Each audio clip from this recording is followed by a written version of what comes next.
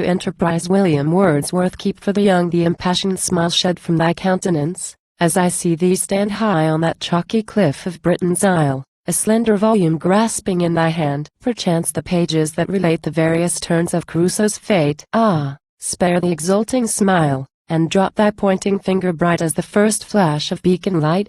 But neither veil thy head in shadows dim, nor turn thy face away from one who, in the evening of his day, to thee would offer an opera's umptuous hymn.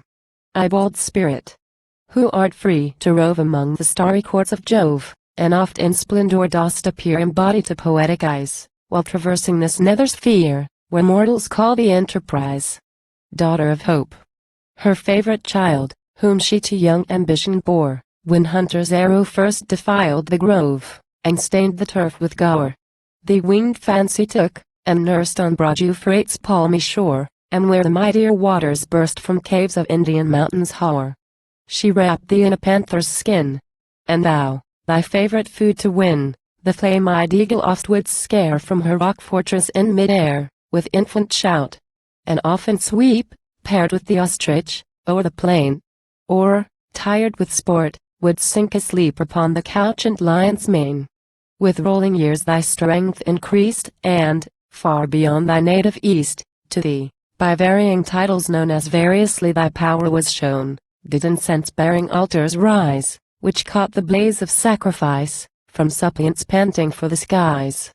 To what though this ancient earth be trod no more by step of demigod mounting from glorious deed to deed as thou from clime to clime didst lead, yet still, the bosom beating high, and the hushed farewell of an eye where no procrastinating gaze a last infirmity betrays, prove that thy heaven-descended sway shall ne'er submit to cold decay. By thy divinity impelled, the stripling seeks the tented field, the aspiring virgin kneels, and, pale with awe, receives the hallowed veil, a soft and tender heroine vowed to sever discipline. Inflamed by thee, the blooming boy makes of the whistling shrouds a toy, and of the ocean's dismal breast a playground, or a couch of rest. Mid the blank world of snow and ice, thou to his dangers dost enchain the chamois chaser odd in vain by chasm or dizzy precipice. And hast thou not with triumph seen how soaring mortals glide between or through the clouds, and brave the light with bolder than Icarian flight? How they, in bales of crystal, dive where winds and waters cease to strive for no unholy visitings, among the monsters of the deep, and all the sad and precious things which there in ghastly silence sleep? Or, adverse tides and currents headed, and breathless calms no longer dreaded, in never slackening voyage go straight as an arrow from the bow? And, sliding sails and scorning oars, keep faith with time on distant shores? Within our fearless reach are placed the secrets of the burning waste. Egyptian tombs unlock their dead, Nile trembles at his fountain head.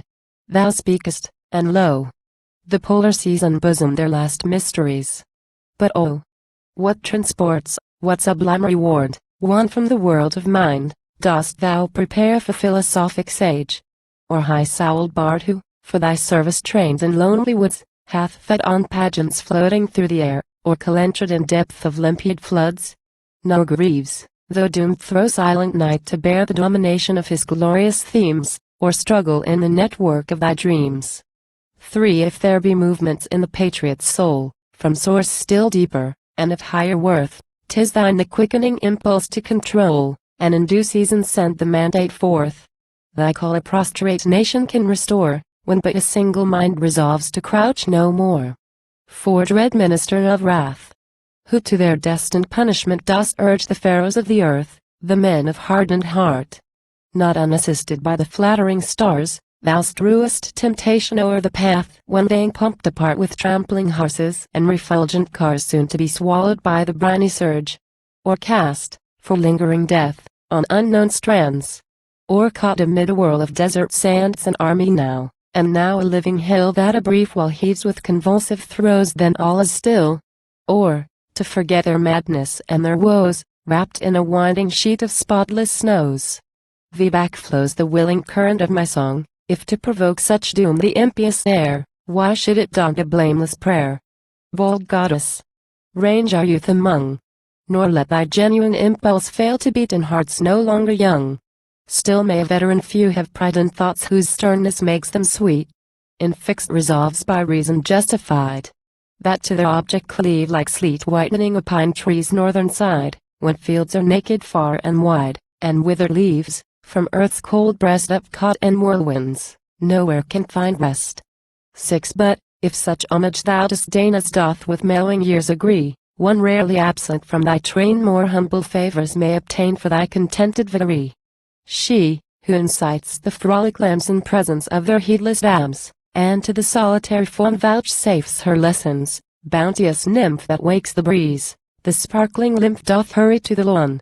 She, who inspires that strain of joyance holy which the sweet bird, misnamed the melancholy, pours forth in shady groves, shall plead for me.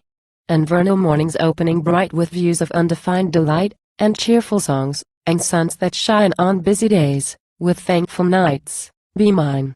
7. But thou, O goddess, in thy favorite isle, freedom's impregnable redoubt, the wide earth's storehouse fenced about with breakers roaring to the gales that stretch 1,000,000 sails, quicken the slothful, and exalt the vile.